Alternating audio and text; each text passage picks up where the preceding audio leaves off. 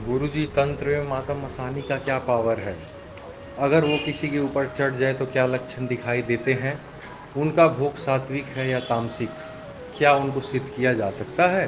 अगर हाँ तो क्या क्या कर सकती है? पहला प्रश्न, गुरुजी, तंत्र में माता मसानी की क्या पावर है? तो बेटा, तंत्र में माता मसानी की बहुत बड़ी पावर है। यूं कहिए कि उनके बगैर कोई तंत्र चल सकता ही नहीं है। उनको ऐसा वरदान है और उनके पास यह पद है जिसको मसानी बोला जाता है। मसानी एक पद होता है, एक क्रिया भी होती है जो शमशान से चलती है, और यह पद के रूप में अनेक जगह काम करता है। आपने गुड़गांव में माता शीतला की मसानी, माता मसानी मेलड़ी, इस तरह से अनेक नाम सुने हैं। तो यह एक पद होता है। हर क्षेत्र की अलग मसानी होती है जिसका स्थान चौराहे पर यानी कि चौरस्ते पर होता है। यह तंत्र में बहुत महत्व करती है।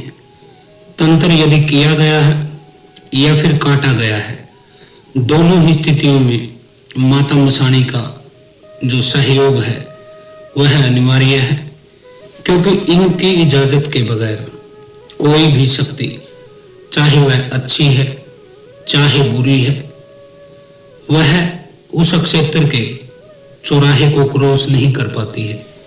ये पकड़कर बैठा लेती हैं, रोक लेती हैं, आगे नहीं जाने देती हैं। तो यह तो इनकी पावर है। अब दूसरा प्रश्न आपका है कि अगर वह किसी के ऊपर चढ़ जाए तो इसके लक्षण क्या है? तो बेटा, माता मसानी किसी के ऊपर चढ़ जाए, यह एक व्यक्ति के दुर्भाग्य की ही बात है, एक कर्म का ही दंड है, और एक ऐसा कुचक्कर में वह व्यक्ति फंस जाता है कि फिर वह कहीं का नहीं रहता है। उसके सपने रेत के महल की तरह बिखरने लगते हैं।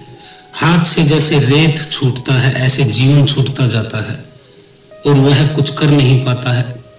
वह जहां भी धक्के खाता है, जहां भी भक्तों के पास दरबारों में चक्कर काटता है, तो वो लोग माता मसानी को पहचान भी नहीं सकते हैं। यह अन्य प्रेतों को आगे कर देती हैं और वह भगत केवल उन्हीं को देख पाता है और उनका इलाज करने में लग जाता है। लेकिन जो रियल जड़ है, जो वचन लेके आई है, वह शक्ति माता मसानी है। वह दिखाई नहीं देती है हर भगत को। तो यह किसी के ऊपर चढ़ जाए तो क्या लक्षण है? इसके बहुत सारे गंदे लक्षण होते हैं, संभोग से संबंधित लक्षण होते हैं। गंदे विचार, गंदे ख्याल, स्त्रियों के बारे में गंदे विचार, पुरुषों के बारे में गंदे विचार, गुरु के बारे में गंदे विचार, परमात्मा के बारे में गंदे विचार। तो उसके भीतर से गंदे विचार उठने लगते हैं। उसको रातों को नींद नहीं आती है और रात के समय भी उसे गंदे ख्याल आते हैं।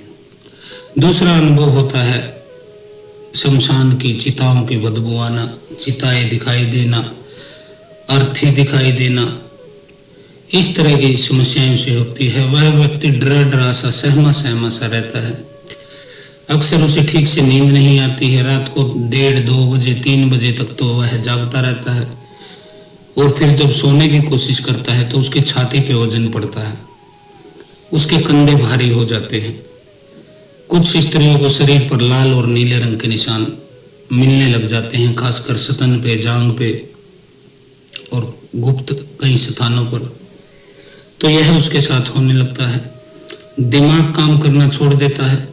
एक किस्म से जैसे बुद्धि का बंधन हो गया है, बुद्धि को भ्रष्ट कर दिया गया है, बुद्धि को रोक दिया गया है। उस व्यक्ति के साथ ऐसा हो जाता है।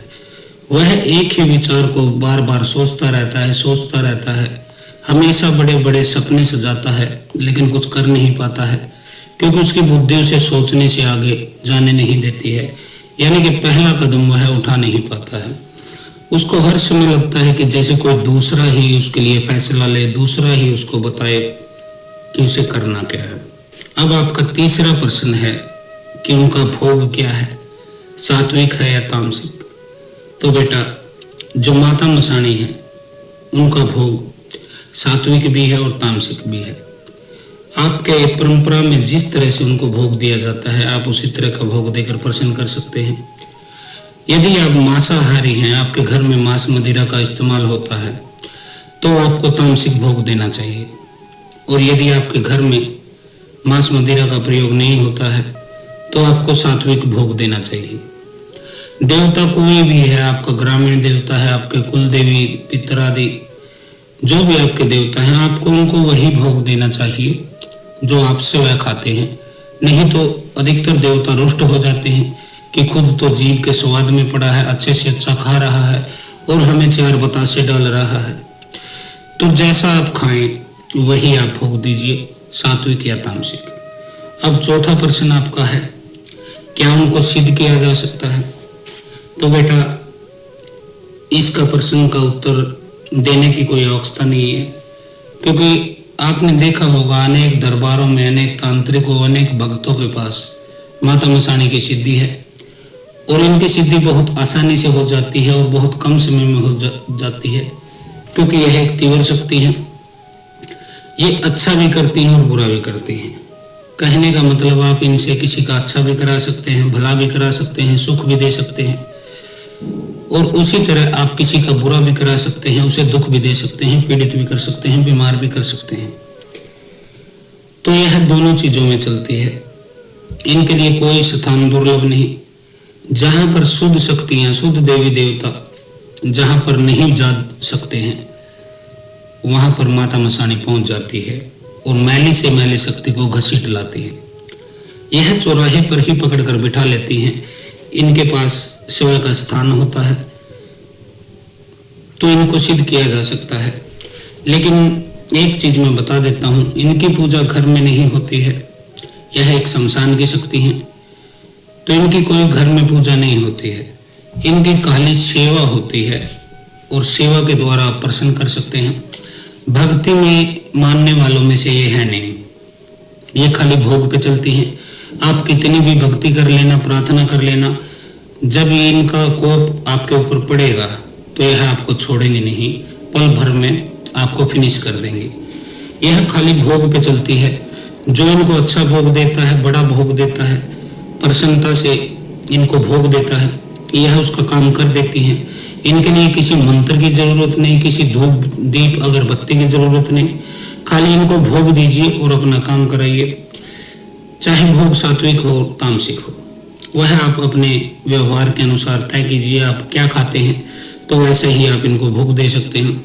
अधिकतर मामलों में जो बुरा कर्म किया जाता है, जैसे कि वशीकरण है, मारण है, स्तंभन है, विद्वेषण है, उच्चाटन है, ऐसे बुरे कर्मों में तामसिक भोग दिया जाता है। जबकि सात्विक तो मेरे हिसाब से ये क्या कार्य करेंगे, ये सात्विक कुछ करते नहीं हैं।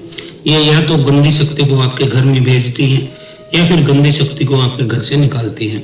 इनके दो ही कार्य हैं। न इनको किसी से प्यार है, वो कहते हैं कि ना काहू से दोस्ती, ना काहू से बैर। तो इनकी न तो किसी से परमानेंट दोस्ती है और न ही परमानेंट बैर है। ये नाराज हो जाती हैं तो मान भी जाती हैं, और किसी के ऊपर प्रसन्न है तो रुष्ट भी हो जाती हैं। तो इनको सिद्ध किया जा सकता है। सभी तांत्रिक इनके सिद्धि को जरूर करें, अनिवार्य रूप से करें अगर सफल तांत्रिक बनना है, क्योंकि माता मसानी के बगैर आप तंत्र चला नहीं सकते। चलाना तो दूर, आपके घर से आगे शक्ति बढ़ ही नहीं सकती है।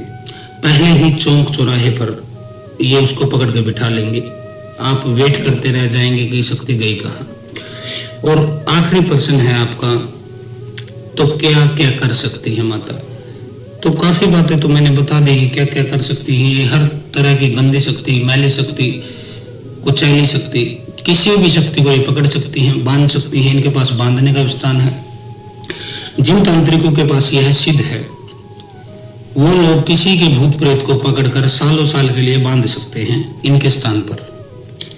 ये ऐसी शक्ति नहीं है जैसे बहुत सारे दरबारों में चौकियों पे होती है कि वह भूत प्रेत को पीट कर भगा देते हैं, लेकिन जब वह व्यक्ति घर पे जाता है, जब वह ऐसी स्त्री घर पे जाती है जिसके ऊपर बाधा है, तो 2-4 दिन बाद ये वह शक्ति फिर से लौटकर उसे पकड़ लेती है, क्योंकि उस देवता ने खाली उसको पीटा था और भगा दिया था, शक्ति को बांधा नहीं था।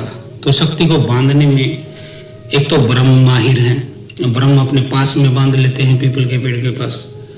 दूसरा माता मसानी है जो चौक चौराहे पर, चौरस्ते पर बांध लेती हैं तीसरा होती है घाट की घटवारन, जो अपने घाट पर पकड़ कर बांध लेती है।